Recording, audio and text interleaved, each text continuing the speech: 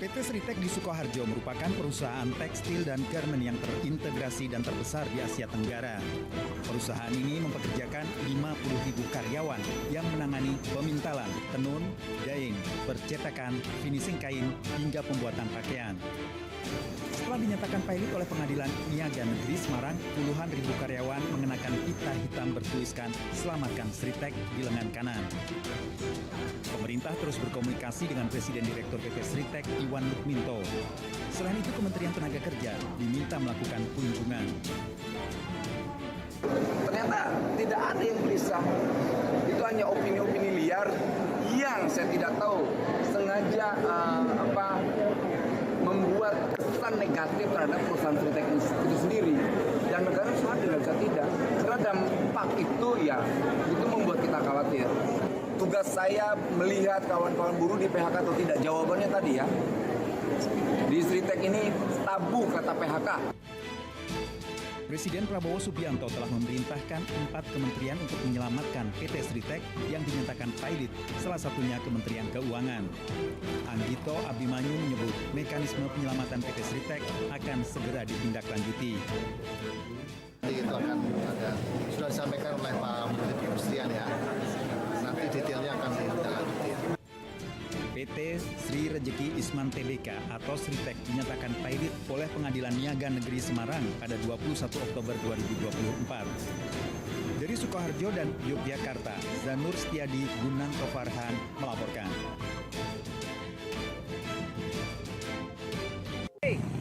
Padang aja, Ri. Padang aja, Ri.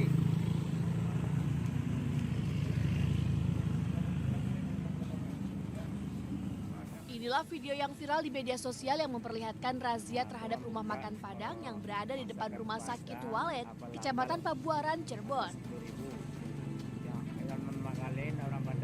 Dalam video tersebut terlihat sekelompok orang yang diduga tergabung dalam Perhimpunan Ikatan Keluarga Minang merazia rumah makan Padang yang tidak dimiliki oleh orang asal Padang.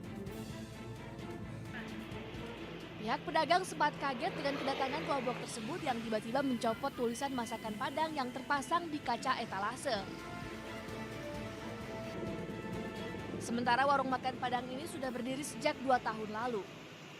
Kita didatangkan oleh IKM, Ikatan Keluarga Minang ya. Itu kita dikasih pilihan sama dia mau tetap harga 10.000 tapi masakan Padangnya dicopot. Nah, yang satu lagi mengikuti harga dia sesuai harga dia yang udah ditentuin harga Padangnya. Tapi masakan Padangnya tetap dipakai. Karena saya juga siswa dari PKBM, PGB,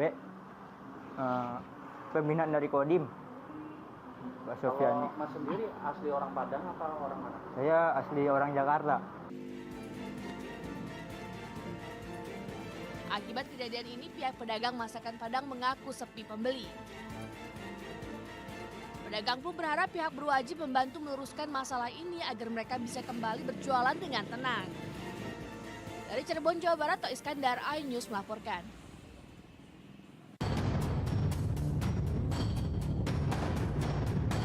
Warga desa Dukuh Mence, Kecamatan Sukorambi, Jember, Jawa Timur, digegerkan dengan isu kemunculan tuyul sebab warga kehilangan uang. Kejadian kehilangan uang diderita pemilik warung dan toko. Warga bahkan memasang spanduk waspada tuyul di sekitar lingkungan permukiman. Salah satu korban terpaksa mengganti uang milik warga sebesar Rp50.000 dan Rp100.000 yang dikelolanya karena hilang secara misterius. Ya takut Pak, kalau ada uang nanti hilang tidak belanja saya Pak. Lama udah Pak. Saya yang sering hilang, Uangnya orang lagi Pak. Aduh. Ya nomborin kok Pak, kok tak laku. Berapa Bu? Hilang berapa Bu? Ya 1 harinya itu hilang 100. Memang ada beberapa warga itu yang merasa kehilangan uang. 100, ada yang 50.000, 100.000 seperti itu.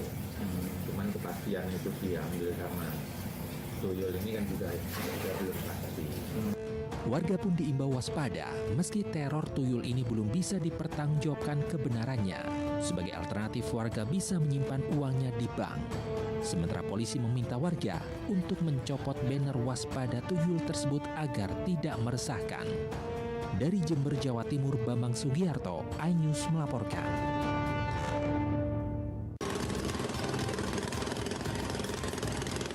Setelah pencarian selama 13 jam, jasad korban tanah longsor yang tertimbun di lubang tambang intan di Desa Pungpung, Kecamatan Cempaka, Kota Banjarbaru, Kalimantan Selatan akhirnya ditemukan.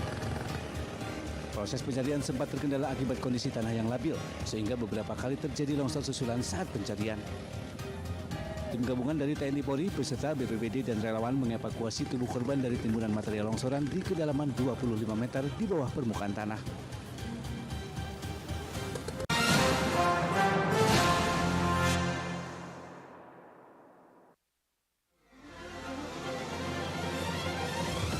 Tim gabungan kembali mengevakuasi korban kecelakaan bus Sriwijaya. Pemirsa, polisi akan mengumumkan hasil uji balistik penembakan gedung DPR. Pemirsa, razia minuman keras di Tangerang, Banten diwarnai kejar-kejaran polisi dan beberapa pemuda PAP.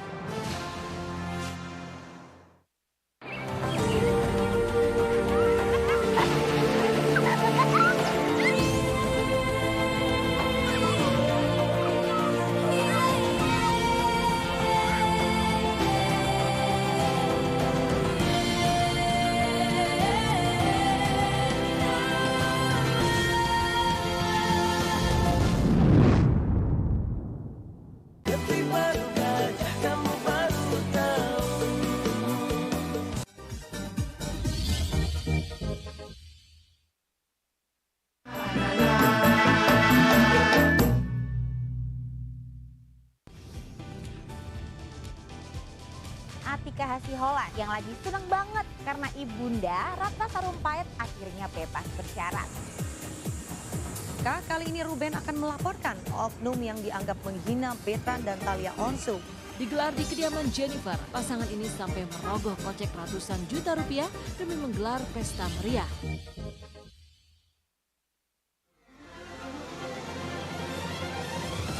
Tim gabungan kembali mengevakuasi korban kecelakaan bus Sriwijaya. Pemirsa, polisi akan mengumumkan hasil uji balistik penembakan gedung DPR. Pemirsa, razia minuman keras di Tangerang, Banten diwarnai kejar-kejaran polisi dan beberapa pemuda PAP.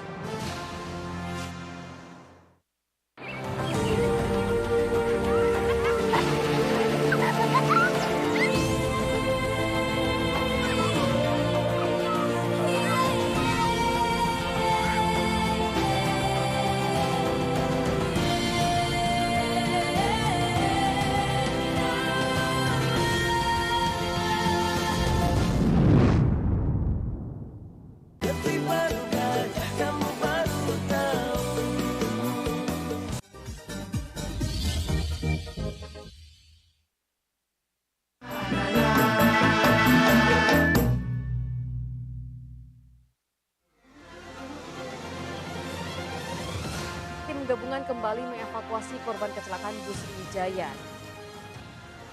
Pemirsa, polisi akan mengumumkan hasil uji balistik penembakan gedung DPR. Pemirsa, razia minuman keras di Tangerang, Banten diwarnai kejar-kejaran polisi dan beberapa pemuda PAP.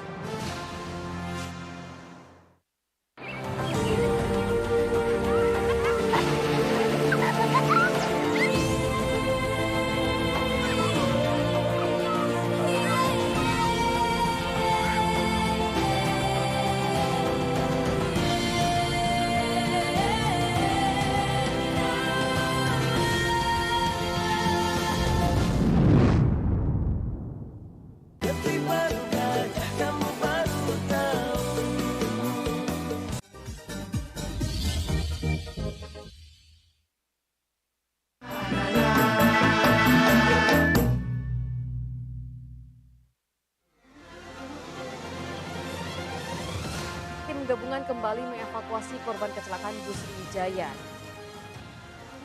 Pemirsa, polisi akan mengumumkan hasil uji balistik penembakan gedung DPR.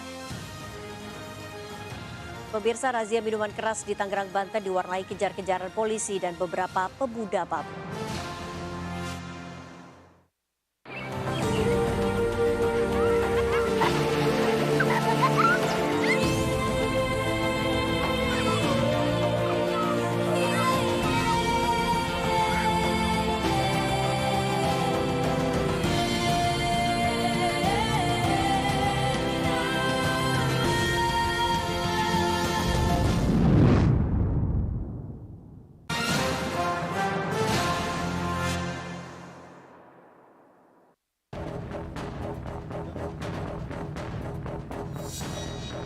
Para wanita muda ini hanya tertunduk malu saat ditangkap aparat unit reskrim Polsek Kemayoran, Jakarta Pusat di sebuah kamar yang dijadikan tempat penampungan di rumah susun Boeing Kebon Kosong, Kemayoran. Kelimanya mengaku awalnya dijanjikan bekerja di sektor perhotelan dengan gaji layak, namun justru dipekerjakan sebagai PSK di salah satu hotel di Jakarta. Polisi juga menangkap 3 pemuda yang menjadi mucikari.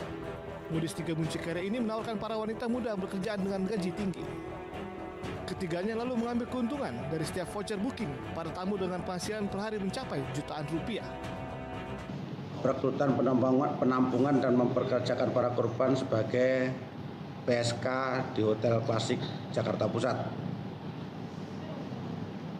Dengan kejadian ini tersangka 1 memperoleh keuntungan senilai 30.000 per voucher. Jadi satu voucher itu berlaku 1 jam. Itu menurut keterangan itu harganya satu voucher itu 165.000 rupiah, dan karyawan tersebut mendapatkan kebagian 105.000. Lanjut untuk pihak penyalur, agen itu mendapatkan satu voucher itu 30.000. Kalau satu malam bisa 2 ataupun 3 karena per satu voucher itu 1 jam. Polisi masih mengembangkan kasus ini lantaran diduga masih banyak wanita muda lainnya yang menjadi korban. Sementara akibat perbuatannya, ketiga pelaku dijerat Undang-Undang TPPO dengan ancaman maksimal 15 tahun penjara. Dari Jakarta, Rani Sanjaya, iNews melaporkan.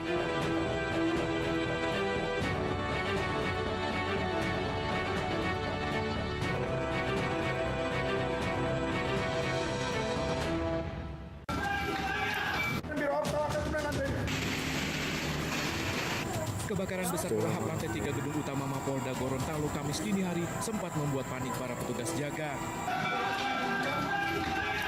Api dengan cepat membesar sekitar pukul 1 dini hari waktu Indonesia Tengah. Tahanan lagi amankan. Diduga kebakaran dipicu akibat korsleting listrik dari salah satu ruangan. Api berhasil dengan cepat dipadamkan hingga tidak merembet ke ruangan lain. Dampak dari kebakaran ini, petugas pun terpaksa memindahkan sejumlah tahanan di lantai 3. Di salah satu ruangan di Polda Gorontalo, yaitu ruangan Biro Ops, terjadi kebakaran. Hingga kini petugas masih menyelidiki penyebab kebakaran. Dari Kabupaten Gorontalo, Nurfaizi Hasan, iNews melaporkan.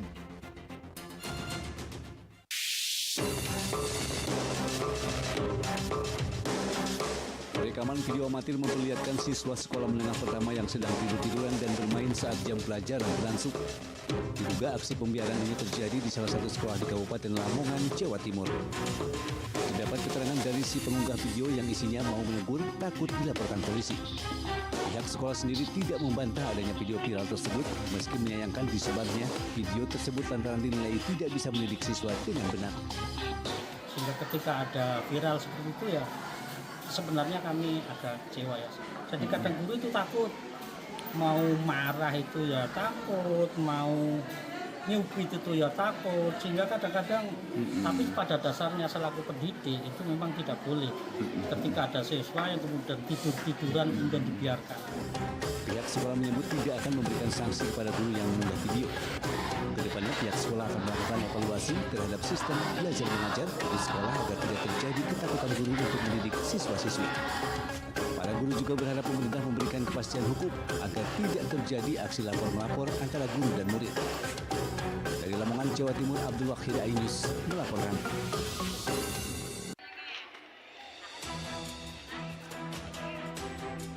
Sejumlah mama ini menggeruduk rumah terduga pelaku penipuan investasi bodong di Kompleks Perumahan Tenjo City, Kuting Bogor, Jawa Barat, Kamis sore. Selain meneriaki rumah pelaku, para korban juga memasang poster pelaku di selembaran kardus. Diketahui modus pelaku, selain menjanjikan korban bisa membeli beras dengan harga murah, mereka juga akan mendapatkan keuntungan besar dari hasil investasi beras tersebut. Namun nyatanya sejumlah korban justru mendapati transaksi yang tidak lancar selama beberapa bulan. Seorang korban mengaku barang yang dipesan bahkan tak kunjung datang. Dia ini main ke, lebih utamanya ke beras Bulog. Itu bentuknya arisan apa?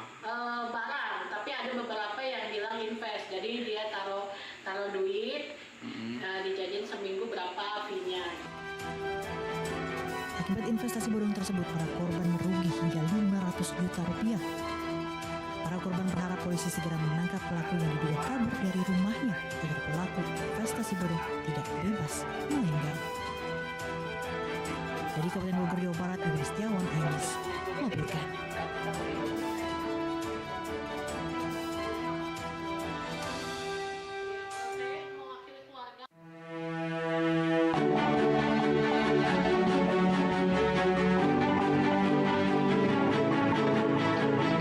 Mungkin Anda tahu rasa madu hutan belantara yang manis dan berkhasiat bagi tubuh kita.